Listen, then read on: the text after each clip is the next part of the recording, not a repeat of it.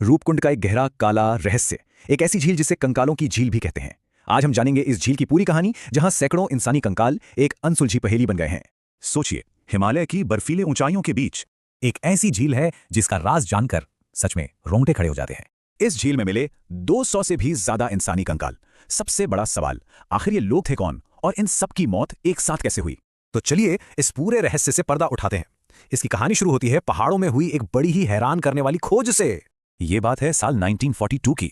उत्तराखंड की ऊंचाइयों में एक फॉरेस्ट रेंजर अपनी रूटीन गश्त पर था जब उसकी नजर इस झील पर पड़ी। लेकिन जो उसने वहां देखा उसने उसे एकदम चौंका दिया। जैसे जैसे बर्फ पिघल रही थी, उसके नीचे से इंसानी हड्डियां और खोपड़ियां दिखने लगीं। एक दो नहीं बल्कि 200 से भी ज्यादा। अब इतनी बड़ी और भयानक खोज के बाद जाहिर है जांच शुरू हुई। हर कोई ये समझने की कोशिश कर रहा था कि आखिर ये सब है क्या। तो सबसे पहले कुछ अंदाजे लगाए गए। कुछ लोगों ने कहा शायद ये किसी पुरानी लड़ाई के सिपाही होंगे। कुछ का मानना था कि ये वर्ल्ड वॉर 2 के दौरान खोए हुए जापानी सैनिक हो सकते हैं।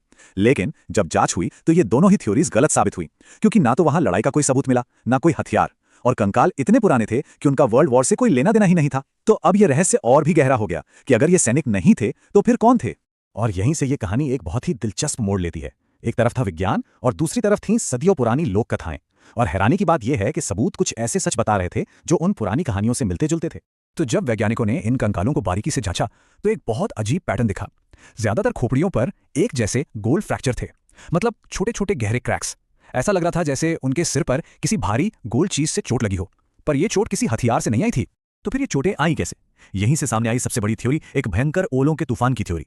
वैज्ञानिकों का मानना है कि ये लोग अचानक एक बहुत बड़े और खतरनाक बर्फीले तूफान में फंस गए होंगे, और उस तूफान में क्रिकेट की गेंद जितने बड़े बड़े ओले गिरे जो सीधे उनके सिर पर लगे और सबकी मौत हो गई। और ये थ्योरी खोपड़ियों पर मिले उन गोल फ्रैक्चर्स को एकदम परफेक्टली समझाती है। लेकिन कहानी यहीं खत्म नहीं होती। इससे भी ज्यादा दिलचस्प बात तो यह है कि वहां की लोकल कहानियों में भी कुछ ऐसा ही सुनने को मिलता है। एक कहानी है कि बहुत पहले एक राजा ने अपनी टोली के साथ पवित्र पर्वत का अपमान किया था। इससे देवी नाराज हो गईं और उन्होंने गुस्से में आसमान से लोहे जैसे सख्त ओलों की बारिश कर दी। तो सवाल यह है कि क्या यह सिर्फ एक कहानी है या इस कहानी में कोई सच्चाई भी है?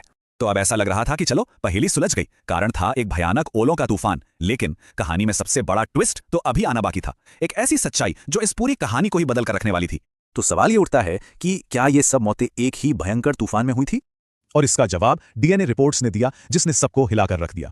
पता चला कि ये सारे कंकाल एक ही वक्त के नहीं थे। इनमें से कुछ कंकाल तो आज से करीब 1200 साल पुराने थे, यानी 800 ईस्वी के आसपास के, और कुछ कंकाल 19वीं सदी के थे। मतलब ये मौतें एक घटना में नहीं हुई थीं, बल्कि अलग अलग समय पर हुई थीं, और दोनों घटनाओं के बीच 1000 साल से भी ज्यादा का फासला था। इस एक खुलासे ने रूपकुंड के रहस्य को सुलझाने की जगह इसे और भी ज्यादा उलझा दिया। कंकालों की ये झील आज भी एक अनसुलझी पहेली है।